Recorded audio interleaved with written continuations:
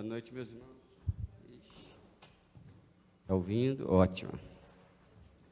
Muito bom receber na nossa igreja sua amiga de 26 anos. Eu estava dizendo que quando essa amizade começou, eu era criancinha bem pequena ainda, né? Mas eu quero falar sobre isto hoje, porque eu estou naquela fase assim meio nostálgica de ficar lembrando o passado. Essa semana eu gastei um bom tempo com o pastor que me batizou. A senhora com certeza não era nascida.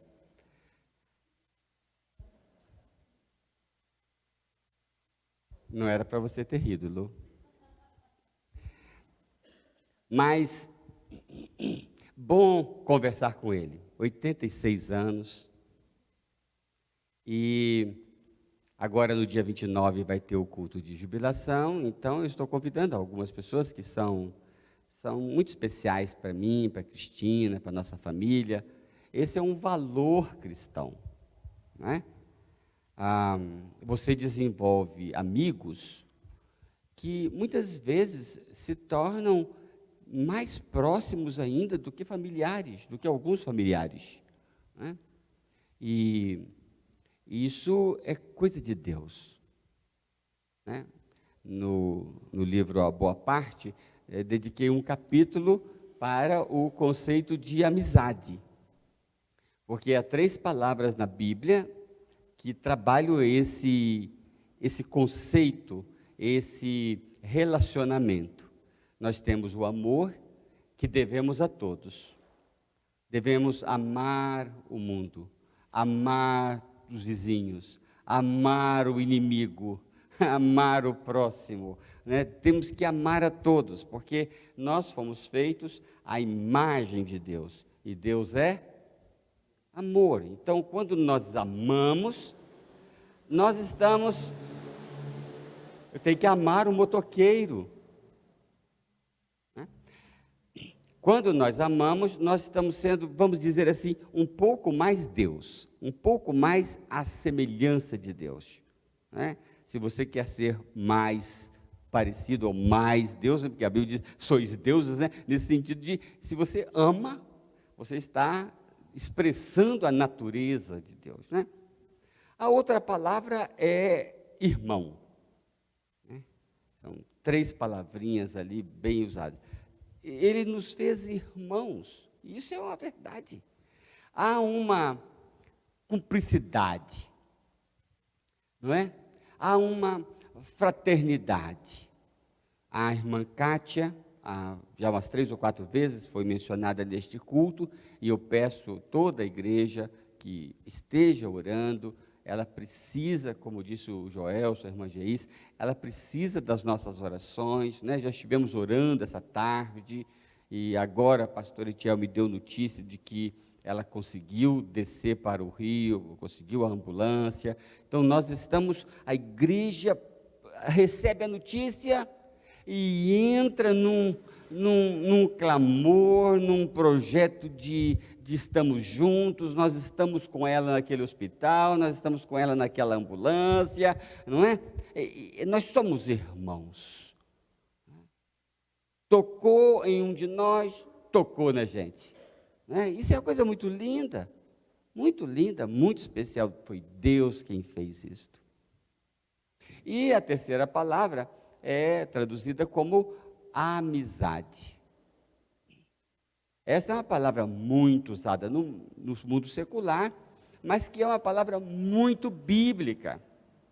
E ela tem a sua característica muito especial, porque você ama porque você foi feito para amar. Você é irmão porque Jesus nos colocou numa irmandade, numa comunidade, numa família. Então, se você não defende o seu irmão, é uma espécie de aberração. Como é que você não luta com o seu irmão, né? Não sofre com ele, não briga por ele, não é? Agora, a amizade tem a ver com a escolha que você faz. Você escolhe seus amigos. Já notou? Eu tenho 5.000 amigos no Facebook. Não, não. Eu tenho 5 ou 6 amigos, eu já preguei aqui especificamente sobre isso, né? Porque eu tenho 5.000, digamos assim, pessoas com as quais, de algum modo, eu me relaciono, ou que têm alguma estima, ou elas têm para comigo. Tá, amigos no Facebook é só um slogan, é só uma nomenclatura lá, mas amigo, você escolhe.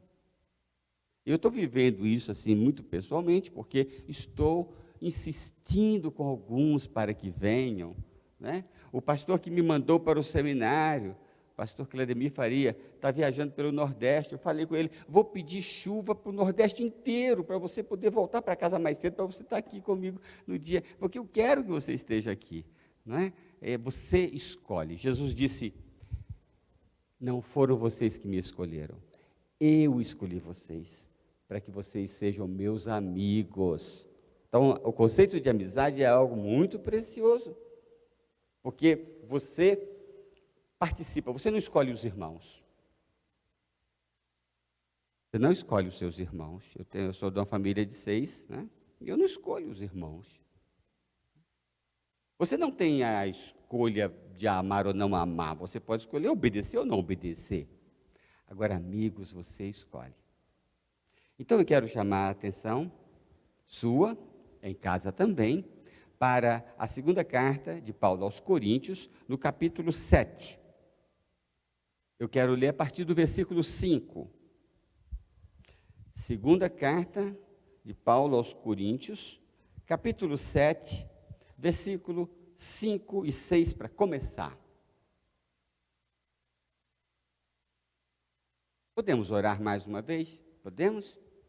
Pai Celestial, mais uma vez colocamos diante do Senhor nossa gratidão por este culto que estamos prestando a Ti, pelos hinos que temos o privilégio de cantar, os irmãos que temos a alegria de encontrar e a convicção de que tantos outros participam deste momento de culto. Outra vez nós pedimos que a Tua presença seja sentida pela irmã Kátia, Deus, que ela possa ser alvo da Tua bondade, misericórdia e intervenção, Senhor, porque ela precisa de Ti. Pedimos pelos nossos corações e mentes, quando vamos agora ler a Tua palavra, meditar um pouco mais nela, como igreja, como congregação. Abençoa-nos, Senhor, conforme a nossa necessidade, a necessidade de cada um de nós. Nós oramos no nome do Senhor Jesus. Amém. A 2 Coríntios 7, 5 e 6 começa assim: porque nem quando chegamos à Macedônia tivemos descanso. Ele quis dizer descanso na minha carne. Pelo contrário, em tudo fomos atribulados, externamente lutas, internamente temores. Externamente lutas, internamente temores. E sobre isso foi a nossa conversa domingo passado. Mas Deus, que dá ânimo aos abatidos, nos trouxe ânimo com a chegada de Tito. E aqui que está a ideia central que eu quero provocar suas mentes nesta noite. Mas Deus, que nos dá ânimo, nos trouxe ânimo com a chegada de Tito. Você quer voltar a capítulo 2, versículo 13? Capítulo 2, versículo 13. Eu leio assim para você. Eu vou ler a partir do 12 para poder contextualizar. Quando cheguei a Troade para pregar o evangelho de Cristo, ainda que uma porta me tivesse sido aberta pelo Senhor, não tive descanso no meu espírito, pois não encontrei ali meu irmão Tito.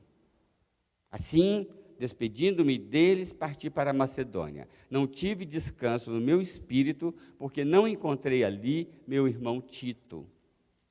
Podem sentir como que como que Tito era importante para Paulo, vamos ver esse tipo de relacionamento em muitos outros momentos da Bíblia, porque a Bíblia é um livro que fala de amizade. A gente conhece a amizade forte de Davi e Jonatas, a gente conhece a fidelidade de Noemi. Nós conhecemos muitas histórias, mas nós conhecemos histórias nossas mesmo. Pessoas que são caras para cada um de nós. Então, vamos voltar para o capítulo 7 de 2 aos Coríntios. Não é? Veja o que ele falou aqui no versículo 5. Em tudo fomos atribulados, externamente lutas, internamente temores. E em seguida ele diz que Deus o anima, Deus o conforta, Deus o encoraja com a chegada de Tito. Então, lição principal da nossa conversa de hoje. Tempos de angústia podem ser tempos especiais para a gente celebrar a amizade. Tempos de angústia não são tempos para muitas coisas. Às vezes não é tempo para viajar. Às vezes não é tempo para abraçar e beijar. Mas não deixa de ser tempo para construir amigos. E, aliás, parece que nestes tempos, ou que estes tempos, são ainda mais frutíferos, ou ocasiões ainda mais especiais para construir amigos. Amigos que Deus manda. Vocês notaram aqui? Mas Deus, que dá ânimo aos abatidos, nos trouxe ânimo com a chegada de Tito. Ele reconhece que aquele irmão, aquele amigo, aquele companheiro que estava chegando, chegava por obra de Deus. Coisa boa quando a amizade tem início ou é provocada como ação do próprio Deus. Como Deus faz. Porque o nosso Deus é um Deus que faz amigos, que coloca pessoas juntas. Lembra quando Paulo foi convertido, que ele caiu do animal? Por conta do encontro com Jesus, ele ficou cego. Mas Jesus não o curou, disse, vá conversar com Ananias, e ele vai orar por você. E então a sua vista voltará, a sua visão voltará a enxergar. É impressionante esse estilo de Deus, de fazer amigos, de colocar pessoas juntas, com um só coração. Tenham um só coração. E agora, no dia 29, eu estou me despedindo como pastor desta igreja. Pastor titular, eu serei um membro da igreja, porque eu vou me jubilar e não estarei pastoreando outra igreja, estarei fazendo outro ministério. Né? Mas com absoluta certeza, eu manterei por décadas, porque eu espero viver muitas décadas, né? Amigos aqui. E assim como eu tenho amigos das igrejas por onde passei. Assim como eu tenho um amigo, o pastor que me batizou, quem é Gessi Frutuoso? A estrada dele é bem diferente da minha, mas em algum momento ele pregava, eu aceitei Jesus como meu Salvador, criou-se um vínculo, um link, não é? Pronto. Décadas, né? Décadas de um relacionamento, de uma amizade, né? Então, eu quero fazer essa transição aqui e só lembrar, em tudo fomos atribulados. E a nossa conversa domingo foi exatamente sobre isso. Eu mencionei 9 faces da angústia, 9 faces do medo. Se você desejar, entra no canal da igreja e escute o sermão que já está lá. Né? Mas nós concluímos no domingo à noite que o medo é inevitável, ou a angústia é inevitável. Não há nada que a gente possa fazer para dizer, vai impedir ou afastar os momentos de angústia. Eles fazem parte da história de todo homem e mulher de Deus. Essa coisa de que eu não terei problemas, ela é um pouco, digamos, infantil. Porque a realidade, a gente fica adulto e descobre que tem problemas, que os homens dão trabalho, né, que relacionamento é algo custoso, que o mundo não é justo. Né? Então, essa é a realidade. Então, essa é a conclusão de domingo, dentro desse espírito de 2 Coríntios 7, 5. Né? O medo, ou a angústia é inevitável. Né? Segunda conclusão é que é importante estar preparado. É importante estar preparado porque dias difíceis virão. Com certeza, cada um de nós vai ter dias difíceis. Né? E eu preciso preparar o meu coração para estes dias. E pouca coisa talvez tenha mais valor, seja mais precioso naquele tempo de dias difíceis do que um coração amadurecido, um coração preparado e amigos ao lado. A terceira conclusão é que é preciso tratar do medo e deixar os opositores ou os inimigos nas mãos de Deus. Uma das belezas desse capítulo 7, porque hoje eu queria tratar sobre esse capítulo todo, mas não vou conseguir, é que Paulo menciona um problema em Corinto. Ele teria escrito uma carta dura a Corinto. Os comentaristas discutem se essa carta teria sido a primeira carta ou uma carta perdida. Mas ele teria escrito uma carta dura à igreja de Corinto.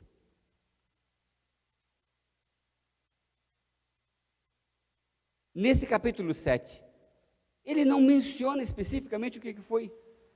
Achei muito interessante que ele não dê foco ao problema. O foco dele está na amizade, o foco dele está na reação positiva da igreja, o foco dele está no ânimo que Deus providencia. Isso é muito interessante. E por isso que nós concluímos domingo passado. Trate o coração. Deixe os problemas das mãos de Deus. E eu disse que a gente inverte. A gente quer tratar o inimigo, em vez de tratar o coração. Então, o que a Bíblia nos ensina é não dê foco ao problema ou ao opositor. Né? Cuide do coração. Sobre tudo que tem que guardar, guarde o coração. Deixe o problema, o inimigo, nas mãos de Deus. Né? A quarta e penúltima conclusão de domingo foi: na angústia, o melhor lugar para estar é nas mãos de Deus. E a última, além de uma expressão de culto, votos protegem o coração. A gente destacou, porque o Salmo 56, que foi a base da nossa conversa, versículo 3 diz: quando o medo me atacar, confiarei no Senhor. Então, angústias comuns, medos comuns, nos fazem mais cúmplices. E essa é a ideia que eu quero compartilhar aqui. Quando nós enfrentamos lutas juntos, quando nós enfrentamos angústias que são compartilhadas, isso nos une mais ainda. Uma pandemia não precisa nos fazer mais afastados, exceto fisicamente, né? Mas pode nos fazer ainda mais juntos. Nós atravessamos juntos. Assim por exemplo, a amizade de dois soldados, dois veteranos. Eles correram risco lá na guerra juntos, levaram tiros juntos, e então se tornam amigos ainda mais especiais. É ou não é assim? Aquelas pessoas com as quais você sofreu, compartilhou sofrimentos e lutas, elas se tornam amigas de um modo ainda mais especial. Então, angústias comuns, amadurecimento comum. Vejamos agora versículos 8 a 10. Porque ainda que vos tenha entristecido com a minha carta, é a tal carta que eu mencionei, não me arrependo disso. Ele quer dizer aqui, eu não lamento isto. Eu escrevi uma carta dura para vocês, mas eu não lamento.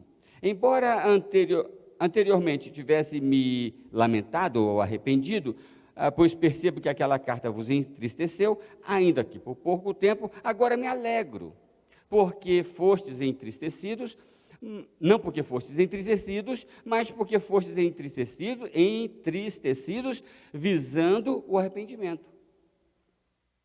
Pois fostes entristecidos segundo a vontade de Deus, para que não sofresseis dano algum por nossa causa. E versículo 10, pois a tristeza segundo a vontade de Deus produz arrependimento que conduz à salvação, o qual não traz remorso, mas a tristeza do mundo traz a morte. O que o apóstolo Paulo está dizendo aqui? Ele está mencionando o caso da carta que ele mandou, chamando a disciplina, porque alguém estava fazendo coisas muito erradas lá em Corinto, e ele ajusta a situação. Aquela carta causou uma grande tristeza na igreja, aquela tristeza foi momentânea, eles reagem bem, parece que disciplinam o que tinha que ser disciplinado, tal, e há uma reação, uma resposta positiva. O que está acontecendo aqui entre Paulo e a igreja? Uma caminhada, um processo de amadurecimento. Eu gosto de dizer, vocês estão cansados de ouvir, né? Você gostaria de ser membro de uma igreja que não disciplina? Que não interage, que você faz as coisas de qualquer jeito e nada acontece? Não é esta a proposta cristã, não é este o convite. O convite é para participar de uma família, não é para visitar uma família, é para ser membro desta família com todas as consequências. Então, quem é apóstolo Paulo para Corinto? Alguém que se sentia no direito de dizer isso está errado, isso não está errado, isso não pode, isso tem que mudar, não é? E isso causou tristeza, mas uma tristeza que traz vida. Então, está havendo um amadurecimento, a vida nesse processo. A amizade que Deus traz, ou que Deus cria, é uma amizade que traz vida. O pastor Irlande gosta de dizer, bom, não sei se ele gosta de dizer, ele disse uma vezinha num congresso de pastores, eu já repeti umas 200 vezes, né? Mas ele disse: construa amigos que façam você crescer. Amizades que provocam o seu crescimento. Aquele coleguinha de cerveja lá no bar, ele está ajudando você a crescer, ele está chamando a sua atenção para as questões espirituais, ele está chamando a sua atenção para o que significa a vontade de Deus, porque a vontade de Deus traz vida, mas o mundo traz morte. Então, o apóstolo Paulo está falando de amadurecimento comunitário. Eu quero fazer parte de uma igreja que esteja num processo de desenvolvimento, um processo de amadurecimento, não é? Eu estou sempre insatisfeito com o status já adquirido. Também o apóstolo Paulo menciona aqui no versículo 6 e 7, esse ânimo mútuo. Mas Deus, que dá ânimo aos abatidos, nos trouxe ânimo com a chegada de Tito. Ele nos trouxe ânimo, não somente com a chegada de Tito, mas também com o ânimo que Tito recebeu de vós. Ele nos relatou da vossa saudade, das vossas lágrimas e da vossa preocupação por mim, de modo que me alegrei ainda mais. 3 palavrinhas que ele usou aqui.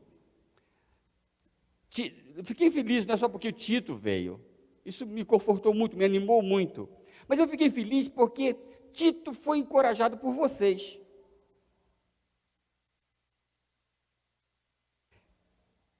E eu fiquei ainda mais feliz porque Tito me disse que vocês, primeiro, têm saudade de mim. Segundo, derramam lágrimas por mim.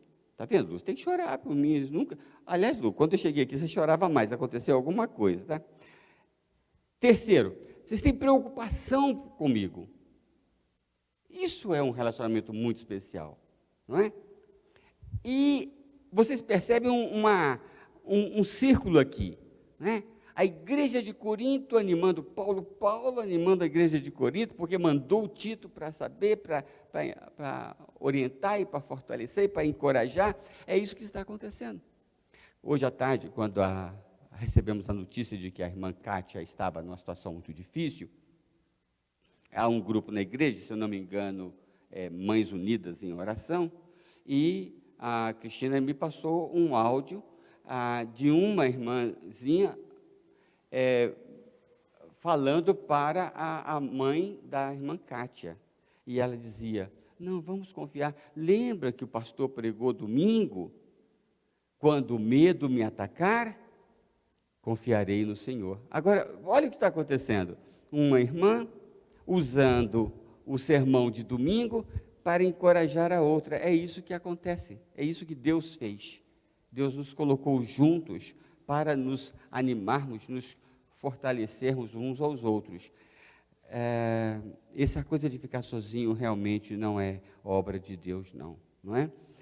Como eu disse no versículo 7, esse ânimo é iniciado em Deus. Vocês me alegraram, versículo 7. Versículo 13 diz assim: por isso temos recebido ânimo. Está acompanhando aí? Versículo 13. Por isso temos recebido ânimo. Além do ânimo que recebemos, alegramo-nos muito mais pela alegria de Tito, porque o seu espírito foi revigorado por todos vós. Olha que igreja que revigora o espírito de um irmão. E parece que esse irmão foi levar carta apertando, né? E ele é revigorado.